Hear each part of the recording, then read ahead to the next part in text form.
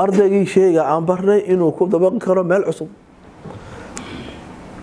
waxa u dhigta faraa'idka waa inuu wax u dhaxli karaa dhaxal siin karaa soo lama rabo ma soo yaqaana kaliya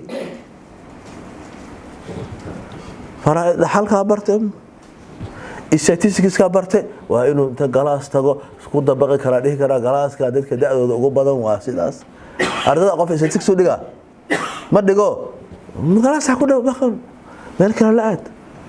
soo dabaqa waxa tiraahdaa waxa la idin rabaa inaad sameeysan tadbiiq fasaladaas taga waxa soo sheegtaa da'da ugu badan da'da ugu noqodka badan da'da ugu weyn soo ma jirto mod mean iyo mod media samaha ha da'da the most frequentiga ah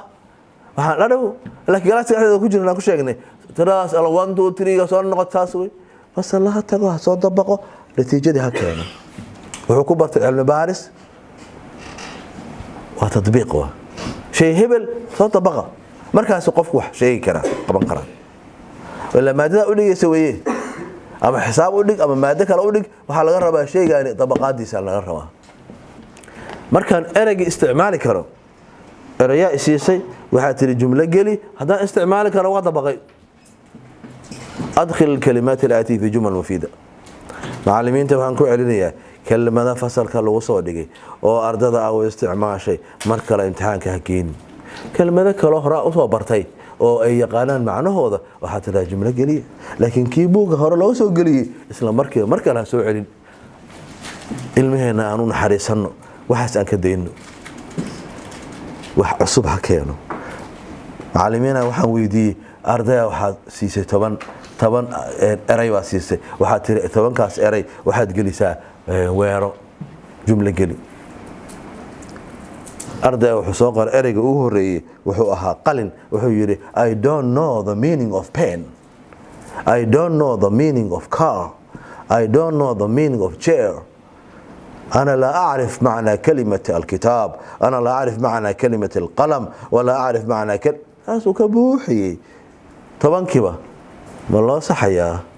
ما شاء الله ما صحيا هذا هو سهل هي ما دام ودمستريه يا كله أم فيرينه أرض كلا وحسمي مد كست جملة عصب وقليه ما يسكمت بقى ما سوي كلا دويهين كلا دوي وجيد على هذا عون نقنه وجيد على هذا ما كتر سنة إن أرجعن معنيه سلا يقانا سمسكوا مجرين ما كجرتي أرجعن واستعماله إنه معنيه سيقانا ما كجرتي سمسكوا مجرين ما يقانا هذا هذا ما تأذى كجوابي ما بقى أنا ما أسوي كله ما أقانه أسوي حقوق قرتوا كأرجعن معنيه سما قرنيه وجيد إن الجملة اللي قليه بس إنه أرجعن يقانو جملة قليه asaga wuxuu qirtay iqraal waa qiraal ya wuxuu qirtay anigu ma ba aqaan kelmadan hadii ay 10 ka habo mid kamida ama laba kamida iska isticmaal lahaa iska dhaafin hayn laakiin 10 kiiba midna ma gelin hebel ma taqaana itire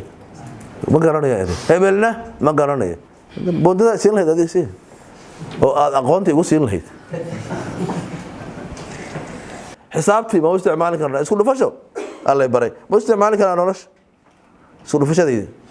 بكو بابسيسي كرا نورش لبيه بر من سيدة لبيه بر من سيدة